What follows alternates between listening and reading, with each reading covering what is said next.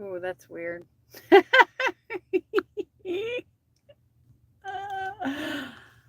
Hello. Okay. It is officially the 18th of October, and it is now 5:21 p.m. My truck is fixed. I'm serious. So, I I had to tell you guys this. So, hi, Go Truck Yourself. Hi, Grafton. So, after all, we fixed the wire. If you see in the thumbnail, the wire that I was showing there, like that's what I had previously told you, that that's what we found and that was had to be the issue, right? So he fixed that. The truck's fixed, everybody. Okay? I'm telling you right now. This trucking life. Thank you. And for coming in.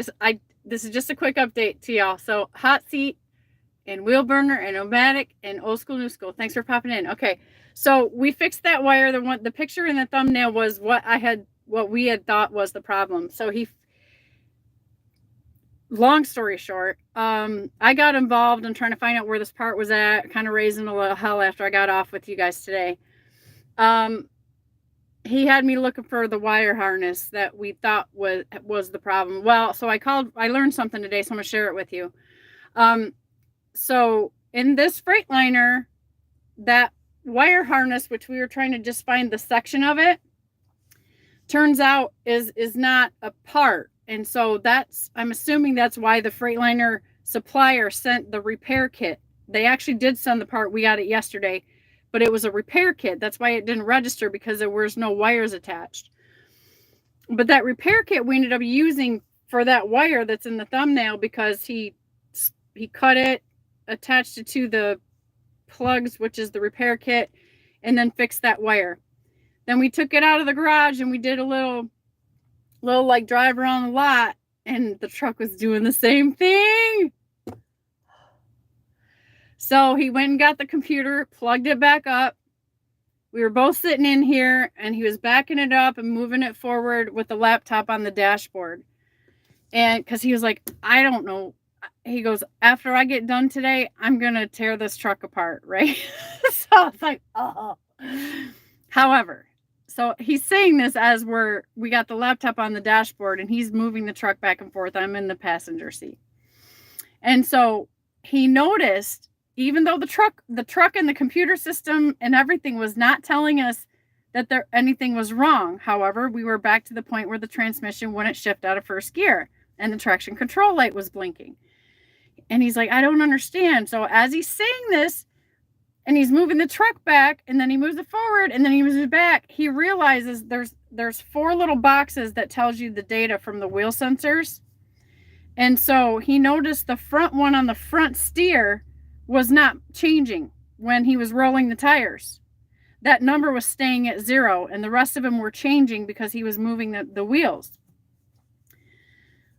No codes, nothing even from the computer being plugged in. So he goes, wait a minute. And so he did it again, just to make sure. He said, that wheel sensor is not working because it's not registering that it's moving, right?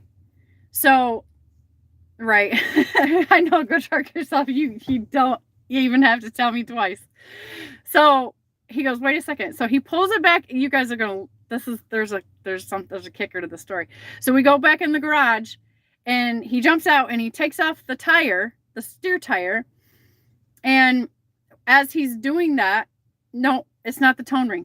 So as he's doing that, he looks at the brakes, because he's got so he just took the tire off. He looks at the brakes. The spring thingy has a little springy on with the hook on the top, because I got drum brakes. It hooks the top drum brake to the bottom drum brake. That's the little spring tension little bar, right? And he sees it immediately, and he's like, it's put on backwards. So when they put it on, it has to be sticking out. It was put on wrong, sticking in. So that little bar that's between the 2 springs with the hooks on it was touching the tone ring, right? And so whoever put my brand new brakes, remember I told you guys I got brand new brakes, and on that tire, I got the spring pin replaced on that wheel. That was at the dealership in Evansville, Indiana. They did the spring pin, a new U-bolt, and steer brakes there. Well, when they put the brakes on, they put this bar backwards, which was pressed tight against the tone ring. So the tone ring's been rotating for 11,000 miles, rotating, rubbing this spring arm, right? This little tiny spring arm. It's about that thick. So that's wearing. Thank God it didn't wreck the tone ring. But it was wearing into that little bar. But the kicker is that your wheel speed sensor is magnetic. So how it works is that it gets magnetized to that tone ring, and the tone ring has little slots all the way around in it. So as it rotates, that magnetism, I think I understand it. It breaks because there's spaces, right? But the magnetism is what tells the transmission that the wheels are turning. Okay. So when they put all that back together down there, that wheel speed sensor was magnetizing to that bar, not the tone ring. So it wasn't reading a fault because it had a magnetic connection.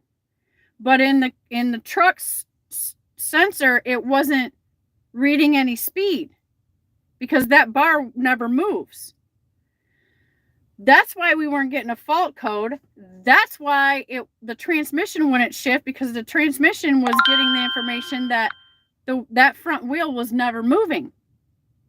When I switched it into manual and began to shift 1, 2, 3, it bypassed that systems to get me moving, and then my transmission would automatically take over once I hit like 3rd or 4th gear. Hi, Jerome. Yes, this is good news. Okay. Yes. So the dealership did put the brakes back together wrong. However, they were functional, but it was just the reversal of that one part. Okay. So we don't have to replace anything because it's not any major damage. It just did some rubbing on there that shouldn't have been. So all he literally had to do was he cleaned off the sensor, right? And just kind of did some just cleaned it off a little bit good. And then he put the brakes back on and put the spring back on properly, and then put my wheel back on and gave it a little test around the thing, and I'm totally fine.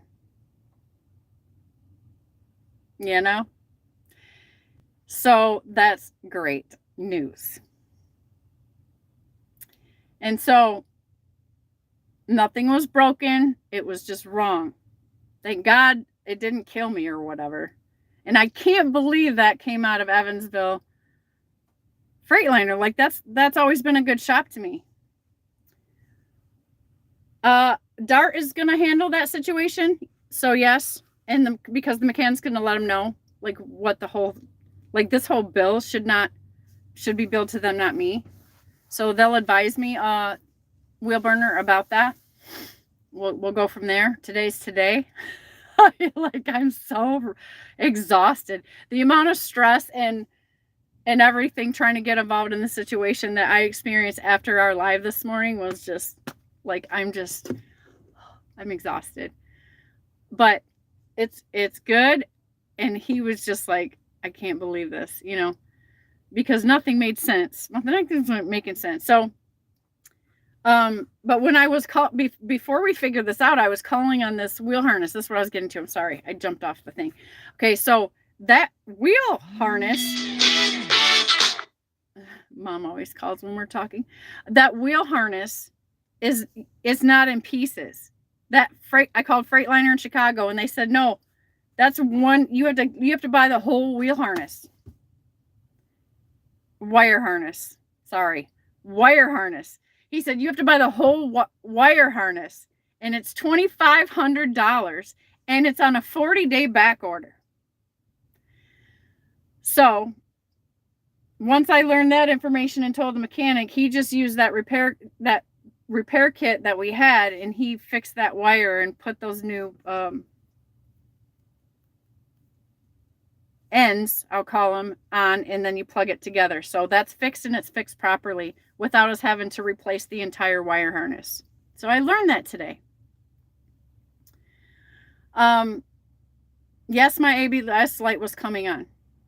So the only way the truck would operate when the situation was happening is if I in the switch in here, there's a switch where I can shut my ABS off, and then the truck would be fine. But with that, when you shut the ABS off, you lose your radar, you lose your cruise control, and you lose your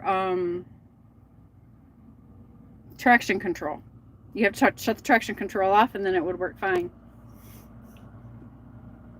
He's my hero right now. He's driving. Yeah. So that's really what happened. So yes, if we could have figured that out a few days ago, I could have been out of here.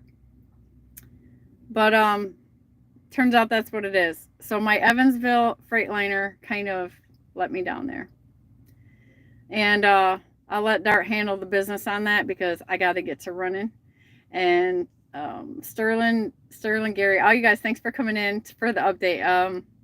He says, get on the road and make us some money. You ain't lying, Sterling.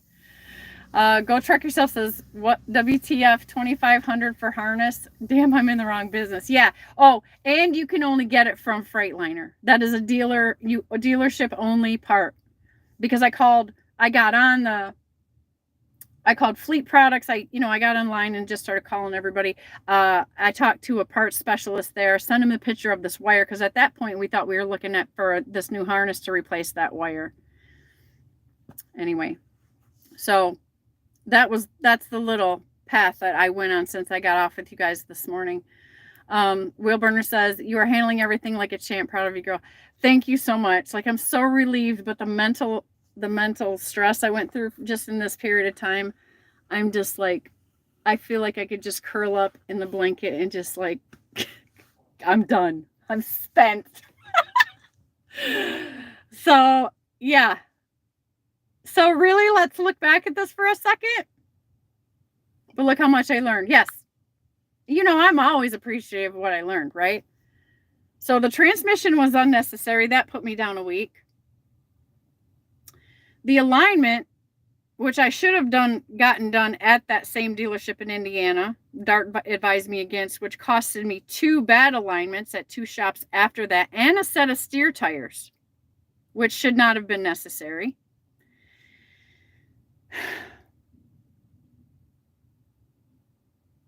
And that dealership, when they did my brakes down there, because they said I had a cracked brake shoe. So when they put those back on, it was wrong. Now, I did not experience the issue until I was in the middle of Chicago. So from Indiana, when I came up, I got to I think I went to the one alignment shop first on the way up. The truck was still pulling to the right. But then I got stuck in Chicago because I had a heavy load going up through Chicago, and I got stuck in heavy traffic, and the load was super heavy. And that's why at that time I was talking to Oser, was in that live, and we were talking about, I thought my clutch was overheating. If you guys were there, you remember that. That's when the issue started. And now that's a while ago, right? If you remember. So after that, driving with that bad alignment, that caused me to have to get a new set of steer tires, and then also get my brakes and shocks while I was there. From there, I still needed to go get an alignment, because now I had a brand new pair of steer tires and wasn't willing to ruin them. So my truck was still pulling to the right. So I checked my air pressure, because that was first thing, seeing if my tires were off on air pressure. They were good. So then I went to get the alignment again and spend the money again at a TA. I left the TA. They printed me out the paper. It was showing good on the specs, right? It gives you green boxes if you're good within spec and whatever. They did that. I got that. I took off to go further north, and my truck was still pulling to the right. And then that's like about when the transmission clutch, what we thought was a clutch thing, that started happening. Well, that led me to truck country in Wisconsin. That's where I had to wait a week to get it. They had already determined that they were going to have the transmission guy get on it, and that's where they did the transmission. And turns out that was never even the issue, but it was under warranty. But I lost a week there waiting for him to be able to do it on that Friday. But also on that Friday after he finished that job, which was pretty quick. I thought it was going to take him a long time, but it didn't. And then we drove, he test drive and worked on it with me until I felt like the truck was right. And so he was changing the shims and doing whatever he could to alignment, because even when he checked it on the machine, it was within spec. That was weird. But anyways, we worked it out. We got it straight. So I saved my steer tires. So I ran a couple loads, caught up some money. I did that manual shifting thing just to get through some loads because I had to catch up, right? I got myself out of trouble there, cleaned everything back up. And then my running light went out. And I still had a load to deliver. So I was a day away from delivering road. This led me into last Monday. I delivered that load with my running light bad. And they told me this was a shop to come to. So that's how I ended up here, because I had to get that fixed. It's a running light. That's a DOT, like I'm asking for it. And I was still having my issue. So at that point I made the decision, I got to get this fixed. Oh, and the truck was due for a PM by that time. Is anybody doing the calculator in their mind on any of this? You see, you feel me? Hot Seat says, oof to these shops, right? 6 Semper Tyrannis, but look how much you learned. I hate it for you. Thank you. Thank you. Yeah, a little sympathy feels good. Thanks. I've been trying to hang tough, guys, and try to just but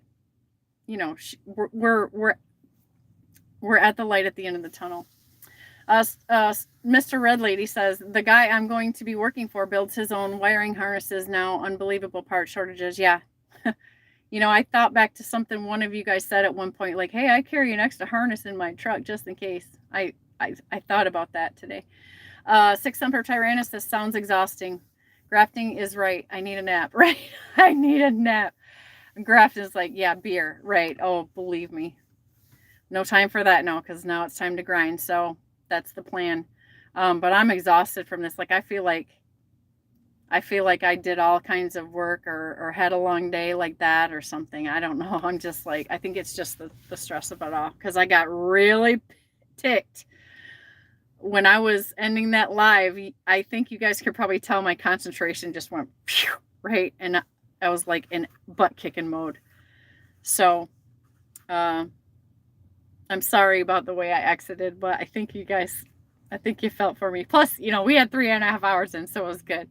6 Semper Tyrannis says, for me, it's usually undiscovered vacuum leak. Yeah, fortunately, he went through that whole system and never found anything like that. So I'm knock on wood, right? Stepped in a truck and says, hey, girl, I'm glad you are now ready to roll. You ain't lying, brother. I'm telling you. Like, you guys know. Adgo says, welcome to trucking.